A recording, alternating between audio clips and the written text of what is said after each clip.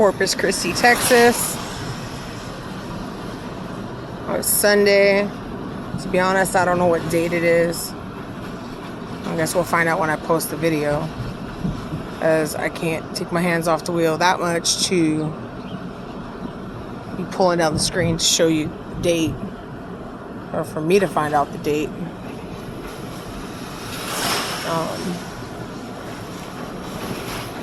There's some really crazy colors of blue and green that are in these clouds, and I don't know exactly. My experience was always, well, debris wall. You're gonna have some sort of debris wall. The weather is really bad right now. You're having like weird lightning. It ultimately doesn't make any sense other than, well, it's bad weather. But some of those other clouds over there are rotating, which is concerning. And then we have some that are lower to the ground, which tells me some sort of uplift. So I don't know exactly what the forecast is, what the weather alerts are. I haven't received any right now. I'm actually moving outside of this one supercell. I'd like to turn around and head back the other direction where there's actually worse weather. As a matter of fact, I think I'll go ahead and do that here in a few moments, just so I can get some footage. Actually, it might even be clearing up behind me. This is you can't really see it. With some way worse weather going on.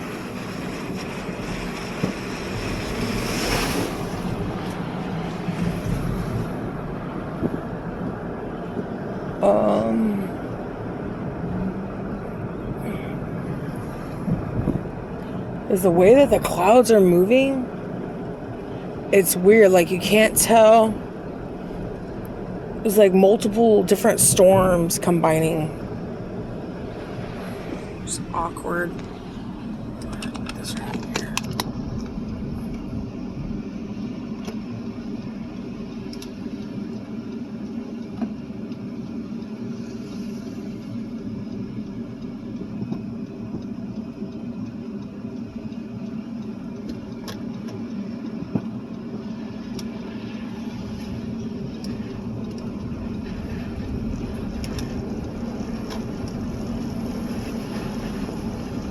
I wish you guys could see the blue and green that is actually showing up right there. I don't know. My windshield's really going to reflect what I'm looking at. I don't think it is. Turn that.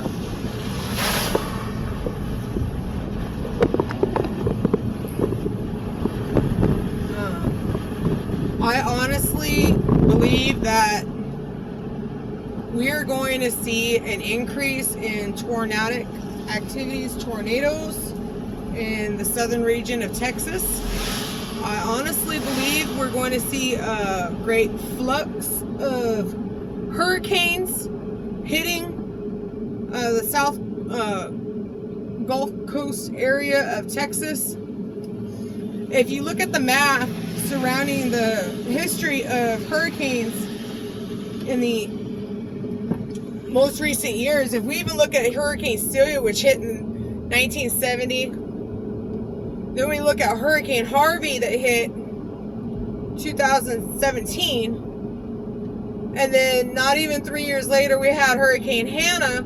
Hurricane Hannah, its millibar pressure strength was actually closer to a Category 2 hurricane, but the wind speed died down just enough that they kept it at a Category 1. See, there goes some lightning right over there. Y'all missed it.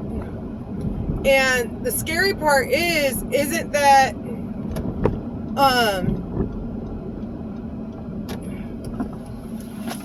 It isn't that there's hurricanes that have been happening. The scary part is actually more about the time frame surrounding it.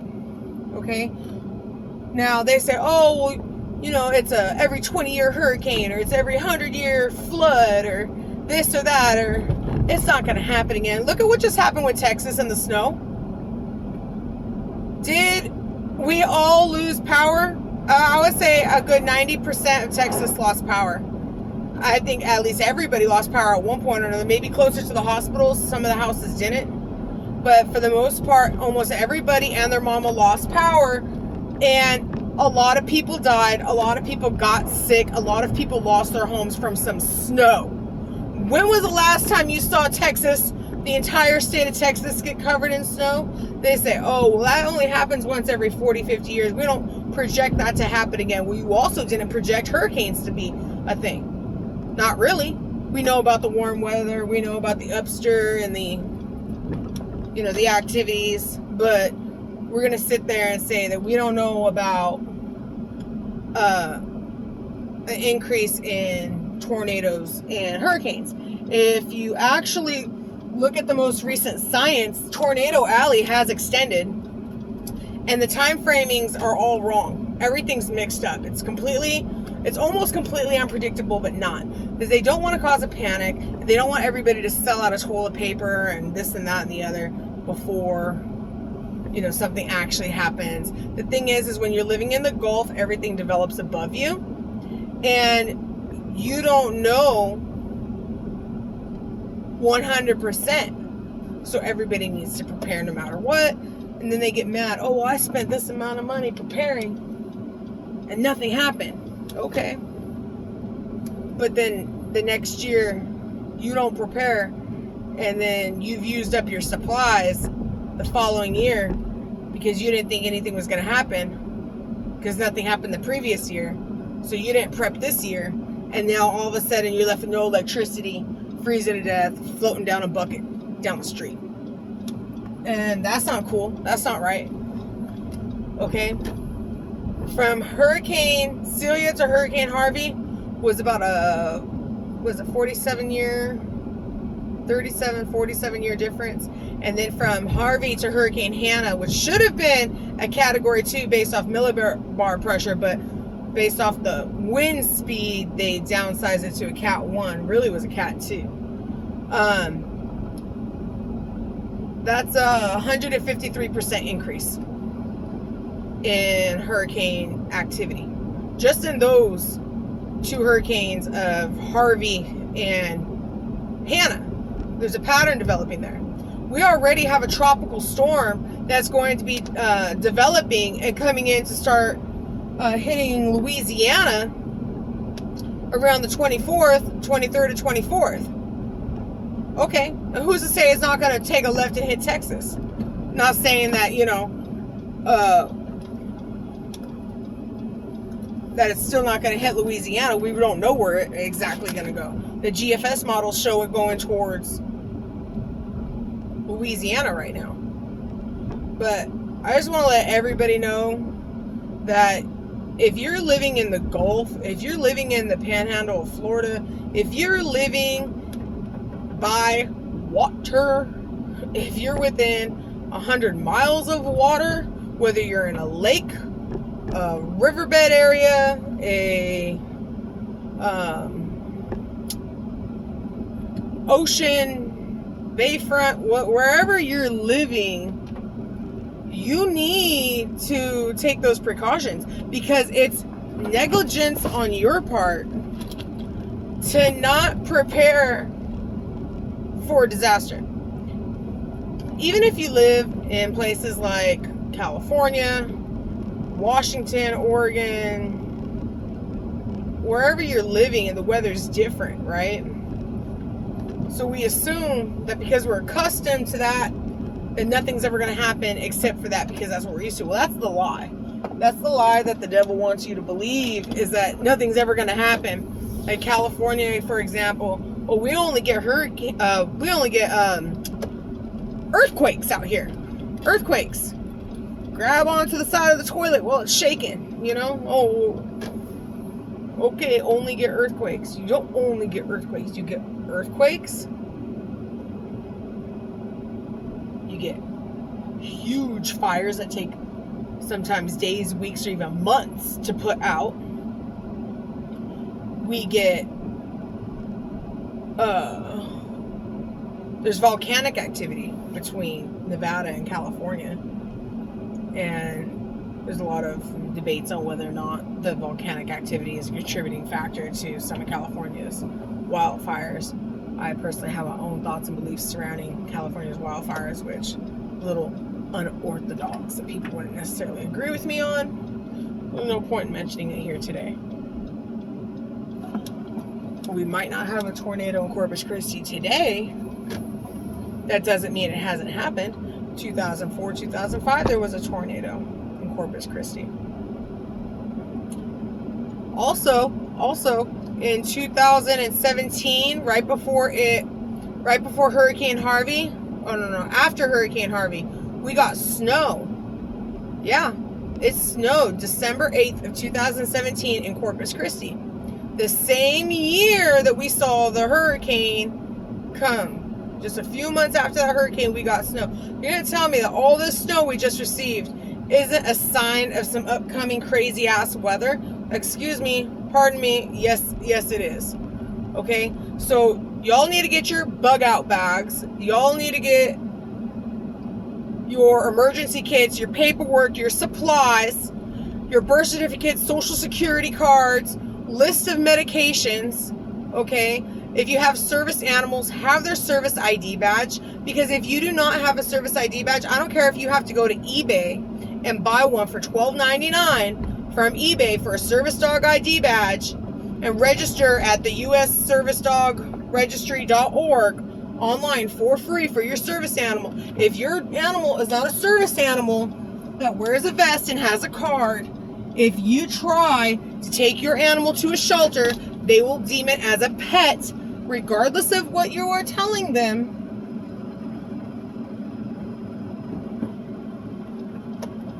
And you will not be permitted to bring your animal into the shelter that's set up in place. Doesn't matter about COVID or anything. I evacuated during Hurricane Harvey.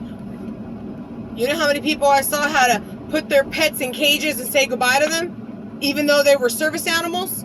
They separated them. Do you know how many complaints the Department of Justice received? Because people who had service animals didn't have paperwork or cards proving that they were service animals. And the Red Cross doesn't care. They don't want the problem because it's a pain in the ass. I'm sorry, it's a pain in the ass. It's not a pain in the ass for the people who have a service animal. No, it's a pain in the ass for Red Cross to have to deal with it. It's their pain in the ass, not ours. I love service animals and I love animals in general.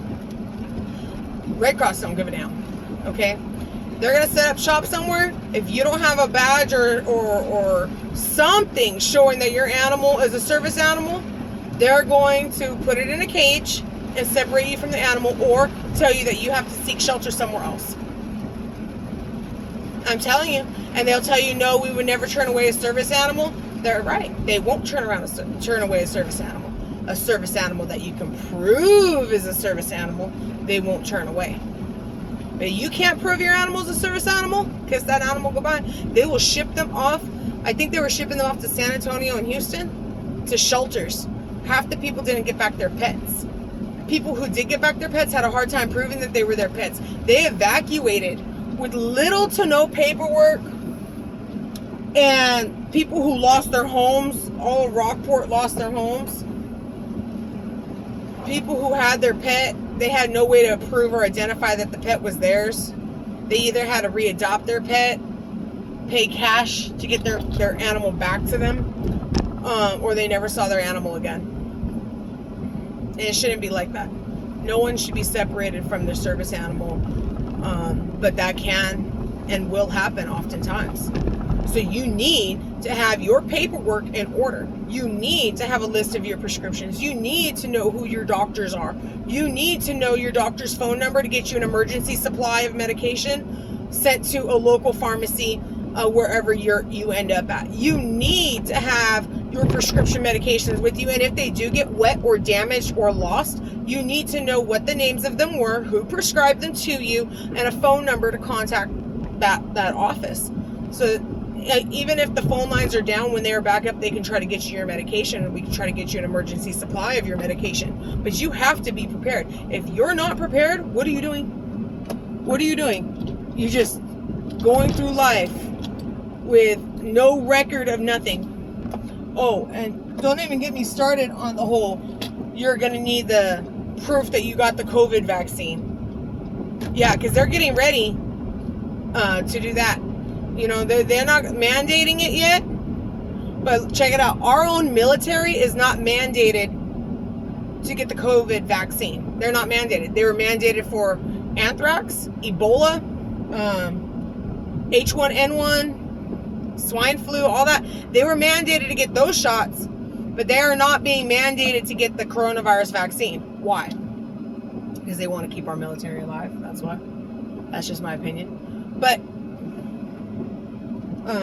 so if this video gets taken down for my own personal opinion, that's fine, you know, but I truly hope it doesn't get taken down, but it could, just because I said that and everything's being censored nowadays. You need to be prepared. You need to have a change of clothes, 2 changes of socks. If you're going to have socks, have sneakers, closed-toed shoes. Closed-toed shoes. You need to have a towel, like a small towel to dry off with, something to dry off with.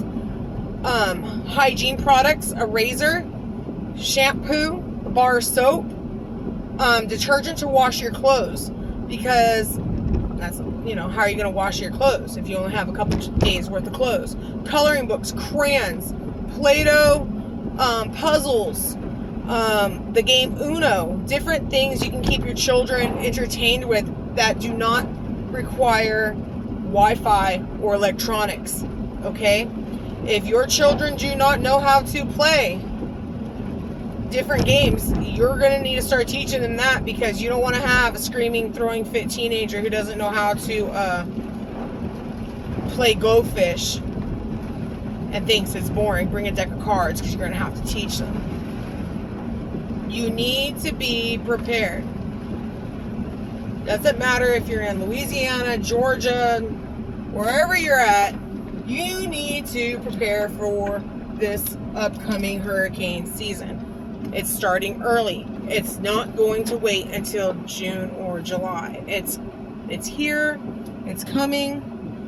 And if you're going to be arrogant and not prepare, and if you're elderly and you can't prepare and you don't have a way of getting certain things, talk to your neighbors, talk to a relative to bring you some stuff. You don't have to have everything, but you should at least have something, a map, a list of neighbors, an action plan of who can come help you and get you out in the event something happens. If you're in a nursing home, do not depend on the nursing home staff to help you and protect you. It is a dog-eat-dog world, and they will not do the right thing. You have to assume everybody's in it for themselves. And that's the sad truth. I want everyone to take a good look. It's not going to get better.